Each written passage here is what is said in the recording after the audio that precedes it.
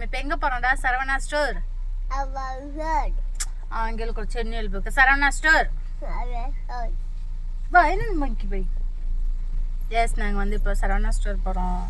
அங்கே வந்துட்டு நம்ம வீட்டில் வந்து நிறைய பழைய ஜாமான்லாம் இருக்குது. ஸோ அதெல்லாம் கொண்டு போய் போட்டுட்டு பாப்பாவுக்கு வந்து ஹோம்ஒர்க் பண்ணுற டேபிள் வாங்கணும். அப்புறம் அம்மாவுக்கு ஒரு சில குண்டாக்கள் வாங்கணும். ஆமாம், குண்டா வாங்கணுமாம்மா உங்கள் அவ்வாவுக்கு. பாத்திரம் வாங்கணும். ஸோ அதெல்லாம் வாங்கிட்டு வரலான்னு சொல்லிட்டு தூக்கமே இல்லாமல் என்னை கொடுமை பண்ணுறாங்க மக்களே. டிரைவிங் பண்ணுறதுக்கு டிரைவர் நான், ஓனரம்மா அவங்க. ஏதாவது வேலை செய்கிறதுக்கு, ஏதாவது எடிட்டிங் பண்ணுறதுக்கு, வீடியோ பண்ணுறதுக்கு, ஏதாவது வேலை செய்கிறதுக்கு என்ன வேலை வாங்கிக்கிறாங்க. என்னை வந்து இப்படி தான் பண்ணுறாங்க. என்னை இப்படி தான் கொடுமை பண்ணுறாங்க மக்களே. தூங்க விட மாட்டேன்றாங்க. என்ன பண்ணுறதா இப்படியெல்லாம் எனக்கு கலாய்க்கிறாங்க. ஓகே போலாமா? எஸ், நம்ம வீட்டில் வந்துட்டு நிறைய பொருட்கள் வந்து அம்மா சேர்த்து வச்சுருக்காங்க ஒரு சாக்கில் போட்டு. ஸோ அது எல்லாமே நாங்கள் வந்து எடுத்துகிட்டு வந்துட்டோம். அதுக்கப்புறம் எங்கள் வீட்டில் பழைய ஒரு கம்ப்யூட்டர், சிபிஓ அதெல்லாம் இருந்தது. பட் அதெல்லாம் ரொம்ப டேமேஜ் ஆயிடுச்சு உள்ளெல்லாம். ஸோ அதையும் கொண்டு போய் போட்டலாம் அப்படின்னு சொல்லிட்டு வந்துட்டோம். பட் அதை அவங்க ரிட்டன் எடுத்துக்கல. அதுக்கப்புறம் வந்துட்டு சரி பர்ச்சேஸ்க்கு போகிறதுக்கு முன்னாடி ஃபஸ்ட்டு ஏதாவது சாப்பிட்டலாம் அப்படின்னு சொல்லிட்டு கோல்டாக இருக்கா எனக்கு. ஸோ அதனால் வந்துட்டு சூப் குடிக்கலான்னு சொல்லிட்டு மஷ்ரூம் சூப்பு, பாப்பாவுக்கு வந்துட்டு சில்லி பரோட்டா வாங்கி கொடுத்தாச்சு. நானும் அம்மாவும் வந்துட்டு மஷ்ரூம் சூப்பு வந்து குடிச்சிட்டு இருக்கோம். அந்த சூடாக அப்படியே இரும்பலுக்கு குடிக்கிறதுக்கு ரொம்பவே நல்லா இருந்தது. பட் காரமாக இருக்குது. இப்போவும் எனக்கு கோல்டாக இருக்குது. அதனால தான் நான் வந்துட்டு இந்த மாதிரி பேசுகிறேன். கொஞ்சமாக அட்ஜஸ்ட் பண்ணிக்கோங்க. அதுக்கப்புறம் அம்மா வந்து பனியாற்கல்லாம் பார்த்தாங்க. நேற்று பாரிஸ்க்கு தாங்க போனோம். அங்கே வந்துட்டு எதுவுமே என்னோடய அம்மா சொல்லவே இல்லை. இந்த மாதிரி தோசைக்கல் வேணும், பனியாரக்கல் வேணும் சொல்லவே இல்லை. குக்கர் வேணும் அதெல்லாம் சொல்லவே இல்லை. சரவணா ஸ்டோர் வர வரைக்கும் கூட சொல்லலை. 8th ஃப்ளோர் போயிட்டு ஒரே ஒரு குண்டா வாங்கணும் அக்காக்குன்னு சொல்லிவிட்டு இவங்க அப்படியே தனியாக பனியாரக்கல் வேணும், தோசைக்கல் வேணும்னு சொல்கிறாங்க. அதுக்கப்புறம் அதெல்லாம் வாங்கி கொடுக்க முடியாது, தயவு செஞ்சு வாம்மா, நீ பாத்திரம் தானே வேணும்னு சொல்கிறேன் வா அப்படின்னு சொல்லிட்டு அப்படியே இழுத்துட்டு போயாச்சு. உள்ளே போய் பார்த்தோம்னா நமக்கு வந்துட்டு சரவணா ஸ்டோரில் நிறைய ப்ராடக்ட் இருக்குது. அது எல்லாமே சூப்பராக இருக்கும், குவாலிட்டியாக இருக்கும். ப்ரைஸஸும் அதிகமாகவும் இருக்குது, கம்மியாகவும் இருக்குது. நமக்கு என்ன மாதிரி வேணுமோ பார்த்து எடுத்துக்கலாம்.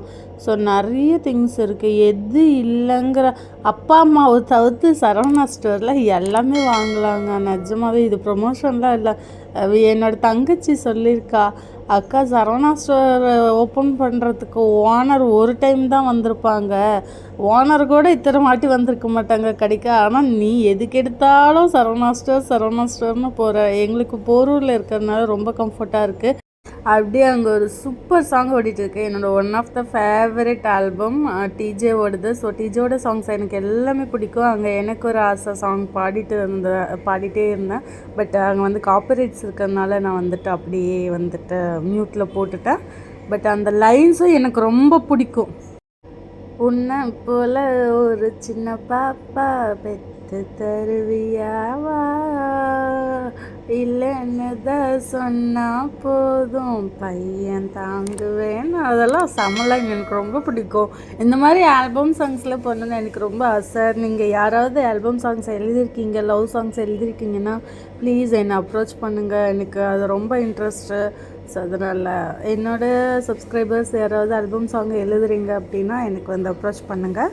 அண்ட் அதுக்கப்புறம் நாங்கள் அதெல்லாம் வாங்கிட்டு அப்படியே ஹாப்பி மூமெண்ட்டோட எனக்கு குண்டை மட்டும்தான் கேட்டேன் அப்படின்னு சொல்லிட்டு, அதாவது சாப்பாடு செய்கிற பாத்திரம் மாதிரி நம்ம வந்து குக்கரில் செய்ய மாட்டோம், வடித்த சாதம் தான் செய்வோம். ஸோ அதுக்கேற்ற மாதிரி பாத்திரம் வந்து வாங்கிட்டாங்க. அதுக்கப்புறம் பாப்பாவும் அப்படியே விளையாண்டுட்டு இருக்காங்க. பாப்பாவோட ட்ரெஸ் இன்றைக்கி அழகாக இருக்குது. ரொம்ப ரூட்டிங்க, ஒரு இடத்துல நிற்கிறதில்ல. அதுக்கப்புறம் போயிட்டு எனக்கு அப்படியே நெயில் பாலிஷ், ரிமூவர், நோட்ஸு இதெல்லாம் எனக்கு வேணும்னு சொல்லிட்டு வாங்கியாச்சு. கொஞ்சம் அக்கௌண்ட்ஸ் நோட்ஸ்லாம் வாங்கணும் அப்படின்னு சொல்லிட்டு வாங்கியாச்சு. அதுக்கப்புறம் எவ்வளோ பேக் வாங்கினாலும் ஹேமக்கு வந்து பத்துறதே இல்லை. இருந்தாலும் இந்த பேக் பார்த்தோன்னே எனக்கு ரொம்ப பிடிச்சிருந்தது. ஒரு நீட்டாக இருந்தது, ஷைனிங்காக, டார்க் மெரூனில். இந்த மாதிரி கலரில் என்கிட்ட இல்லை, இந்த மாதிரியும் என்கிட்ட இல்லை. பட் அது எனக்கு ரொம்ப பிடிச்சது.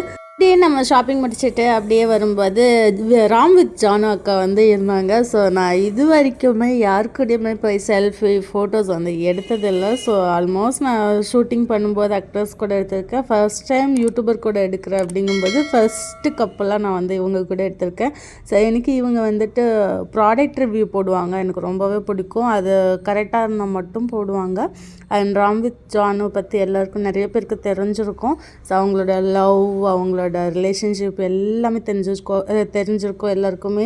ஸோ அவ்வளோ லவ்புளான கப்புள்ஸ். ஸோ அந்த மாதிரி லவ்புளான கப்புள்ஸ் இருக்கிறது வந்து ரொம்ப பெரிய விஷயம். அண்டு அப்படியே வந்துட்டு அதை முடிச்சுட்டு செல்ஃபி எடுத்துகிட்டு அவங்க கூட பேசிவிட்டு அப்புறம் நான் என்னென்ன பண்ணுறேன் அதெல்லாம் அவங்கக்கிட்ட சொன்னேன். சீரியல்ஸ் பண்ணிகிட்ருக்கேன், மூவிஸ் பண்ணிகிட்ருக்கேன் அப்படின்னு சொல்லிட்டு பேசினேன். அண்ணாவும் நல்லா பேசியிருந்தாங்க. அதுக்கப்புறம் வந்துட்டு அப்படியே பாப்பா வந்து கொஞ்சம் விளையாடணும்னு சொன்னாங்க. அவ்வாவும் பாப்பாவும் பாருங்கள், அவ்வா பார்த்தீங்களா சின்ன பிள்ளைத்தனமாக பாப்பாவோட சேர்ந்து விளையாடுறாங்க. இந்த 2 குழந்தைங்களையும் வச்சுட்டு நான் மேய்க்கிற பாடு இருக்கே எப்பா சாமி, என்னால் முடியலடா சாமி, அப்படி இருக்குது. அப்படியே போய் நம்ம கொஞ்சம் சுற்றி பார்க்கலாம் அப்படின்னு சொல்லி பார்த்தோம்னா நிறைய கிறிஸ்மஸ் வந்து வந்துச்சு இல்லையா. ஸோ அந்த கிறிஸ்மஸோட மரம்லாம் வந்து வச்சுருக்காங்க. பட் அதெல்லாம் பிளாஸ்டிக். பட் இருந்தாலும் நமக்கு வந்துட்டு இந்த இயர் வாங்கினோன்னா அடுத்த இயருக்கும் நம்ம வந்து யூஸ் பண்ணிக்கலாம்.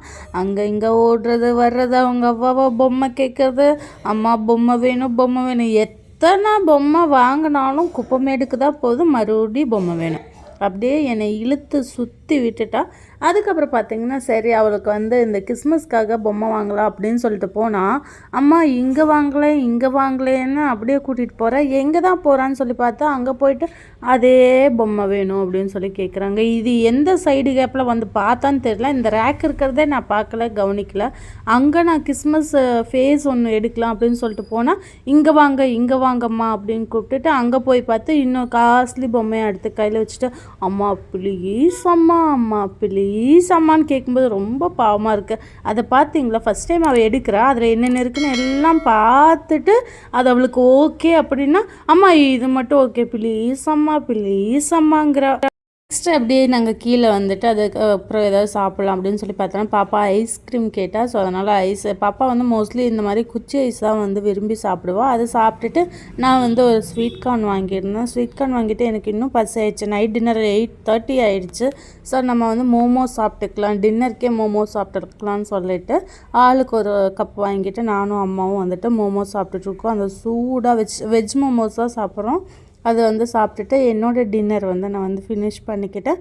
அதுக்கப்புறம் சரி எதுவும் வேணாம், நம்ம போகிற வழியில் டீ குடிச்சிட்டு வீட்டுக்கு போய் தூங்கிக்கலாம். ஆல்மோஸ்ட் 9:30 ஆகிடுச்சு. அங்கேயும் பாப்பாவும் வந்துட்டு அம்மாவோட மோமோஸ் வந்து ஷேர் பண்ணி சாப்பிட்டுட்டு இருந்தாங்க.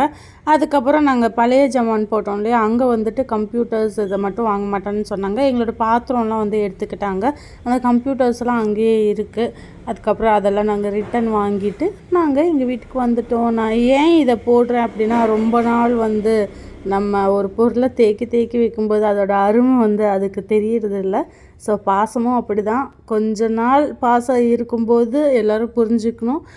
என்ன தான் வெறுப்பு காட்டினாலும் நம்ம திருப்பி வெறுப்பு காமிக்க ஆரம்பிச்சிட்டோம் அப்படின்னா அது எவ்வளோ பொக்கிஷமாக இருந்தாலும் குப்பைக்கு தான் போகும். அது எல்லோரும் மனசில் வச்சுக்கணும். ஸோ இது வந்து புரிகிறவங்களுக்கு புரியும், புரியாதவங்க புரிஞ்சவங்கள கேட்டு தெரிஞ்சுக்கோங்க. ஸோ எல்லாத்துக்கும் ஒரு லிமிட் இருக்குது. அண்ட் எதையும் வந்து மிஸ்யூஸ் பண்ணிடாதீங்க. பாசம் கிடைக்கிறது ரொம்ப கஷ்டம் இந்த உலகத்தில். ஏன் தத்துவம்லாம் பேசுகிறேன்னு எனக்கு தெரியல. இன்றைக்கி ஷாப்பிங் விளாக் நல்லபடியாக முடிஞ்சாச்சு. ஸோ இதே மாதிரி என்னோடய ரெகுலர் வீடியோஸ் பார்க்குறதுக்கு என்னோடய சேனலுக்கு சப்ஸ்கிரைப் பண்ணி சப்போர்ட் பண்ணுங்கள். Thank you all, love you all.